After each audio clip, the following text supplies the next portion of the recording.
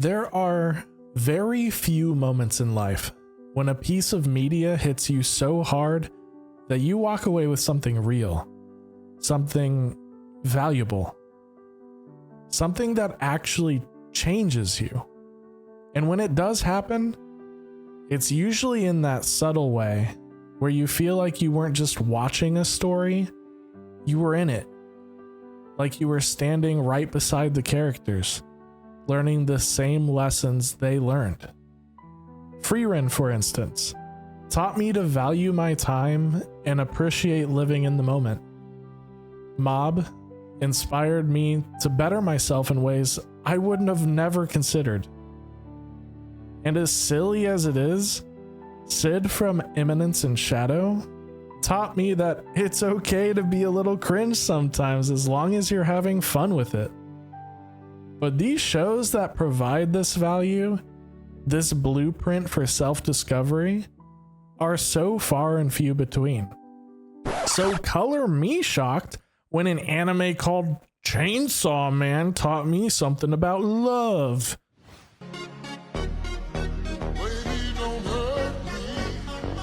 Now, some of you may be thoroughly confused. Blake, this dumbass anime about a guy who can grow chainsaws out of his face is not about love. I beg to differ. I disagree. You're so wrong, in fact. Go ahead and right now comment what you think Chainsaw Man is about. I will spend the next 10 minutes convincing you that all Chainsaw Man is about is love. If I'm right, reply to your own comment after seeing the light. So I guess we'll start with what is love? Throughout the show, and from the very first minutes of the manga, Denji has a wish to live a simple life, eat good food, and have a romantic relationship. Oh, flirt with this girl and stuff. We'll play video games in our room together, and I'll fall asleep in her arms. It's safe to say that Denji is also an idiot. He has no idea what a normal life is. Hell, he doesn't even know what a good person is. So, this dichotomy of craving love and being so inexperienced in life that you think flowers are edible sets up Denji for his first love to enter the scene.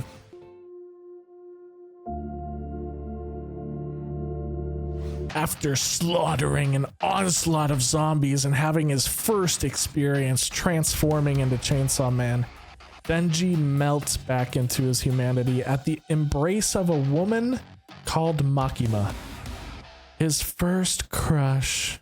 Remember how I told you that Denji is an idiot? Well, this plays perfectly into him being manipulated and controlled. Woof or yes are all you say. This encounter sets up a recurring theme and at least what I view as Denji's main growth as a character: naivety. It's his first love, and a powerful one at that.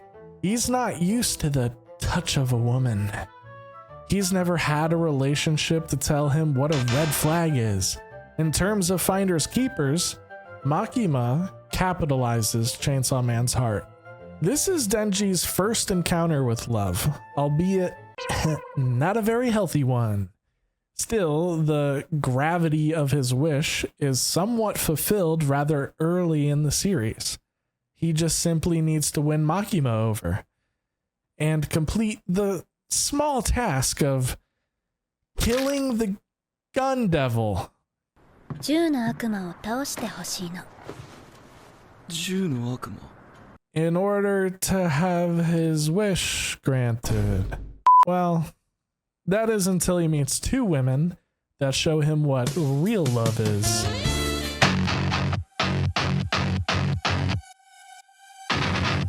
Chronologically, Reze. I'm going with Reze. Reze is Denji's fourth love interest, but in terms of growth, I think it's best to put her second and kind of gloss over Himeno.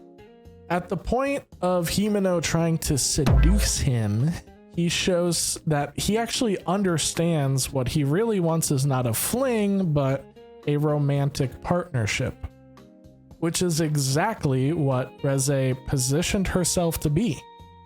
Reze is also the second time Denji puts his feelings for Makima into question after Power, which we'll touch on later.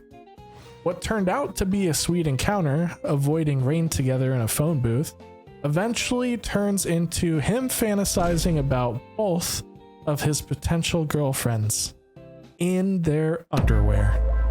Reze and Denji are electric, and for the first time since squeezing some padding, Denji has a real romantic interest in someone that isn't Makima. They're going on dates, making each other laugh, and most importantly, she's not a grown woman telling Denji to bark. The Reze arc movie is my absolute favorite and highlights all the ways that they really suit each other. For the first time ever in Denji's life, someone gets him and resonates with him way more than he will ever know. But halfway through their story, the twist hits. Reze is also manipulating him. Though, unlike Makima, I honestly believe Reze's feelings were conflicted but real. She did want to run away with him. She did see a future with him. But after Denji rejects her, she ultimately defaults back to her original goal. Take Chainsaw's heart by force. Another theme that recurs throughout Chainsaw Man is that everyone seems to be after Chainsaw's heart, not Denji's. This is actually even realized by Denji and marks a huge growth within that naivety. But Reze surprises everyone and does genuinely care for Denji. Her arc is rather tragic in that there are two forces of power controlling the outcome of their relationship. One being the Soviet Union, comrade, where Reze is from, and the other Makima and the Public Safety Division. This is evident both when Reze proclaims mid-fight that she actually does like Denji, not Chainsaw Man, and again when Reze comes back for Denji after contemplating fleeing after failing her mission, just to become skewered. Although, undoubtedly, Denji won't ever know how much Reze actually liked him. She still showed him, though, that he has the capacity to love, to fall in love, to be loved romantically. This becomes a big factor both in his skepticism towards women wanting the chainsaw heart and his ability to learn from the experience and do better next time.